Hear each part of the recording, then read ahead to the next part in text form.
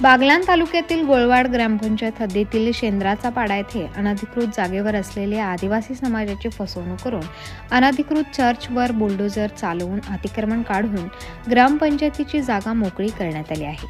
नाशिक जिल्ह्यासह बागलाण तालुक्यात पश्चिम आदिवासी भागात पहिलीच कारवाई झाली आहे। नुकत्याच सुरू असलेल्या पावसाळी अधिवेशनात महाराष्ट्र विधानसभा नियम 105 अन्वये नाशिकच्या आमदार देवयानी फरांदे यांनी वरील विषयाबाबत लक्षवेधी प्रश्न मांडला होता।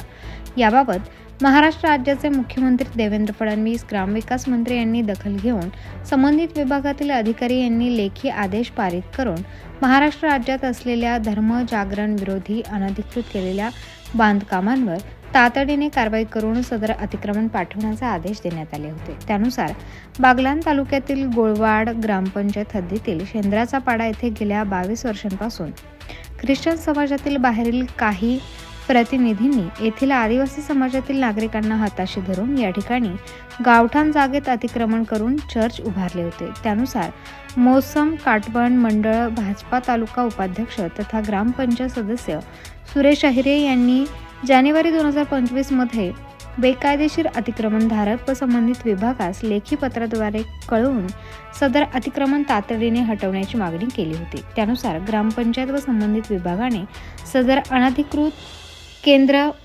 काढण्यासाठी मुदत दिली होती, परंतु संबंधितांनी मुदत संपवून गेल्यावरही सदर ठिकाणी आदिवासी बांधवांची फसवणूक करून धर्मजागरण करण्याचे काम सुरू होते। त्यानुसार जायखेडा पोलीस स्टेशनचे सहाय्यक पोलीस निरीक्षक सागर काळे यांना सुरेश अहिरे व ग्रामपंचायत विभागाने सदर बेकायदेशीर अतिक्रमण काढण्याबाबत लेखी पत्र दिले होते। त्यानुसार ग्रामपंचायत सरपंच, उपसरपंच, सदस्य, पोलीस पाटील, भाजपा मंडळ तालुका उपाध्यक्ष सुरेश अहिरे, जायखेडा पोलीस स्टेशनचे सहाय्यक पोलीस निरीक्षक सागर काळे त्यांचे सहकारी यांनी सदर बेकायदेशीर अतिक्रमण बंदोबस्त ठेवून बुलडोझरच्या सहाय्याने अतिक्रमण काढण्यात आले आहे। याबाबत विश्व हिंदू परिषदेचे नेते प्रदीप बच्छाव यांनी झालेल्या कारवाईबाबत समाधान व्यक्त केले असून शांतता राखण्याचे आवाहन केले आहे। प्रबंधभूमी महाराष्ट्रासाठी विशाल बच्छाव, जायखेडा।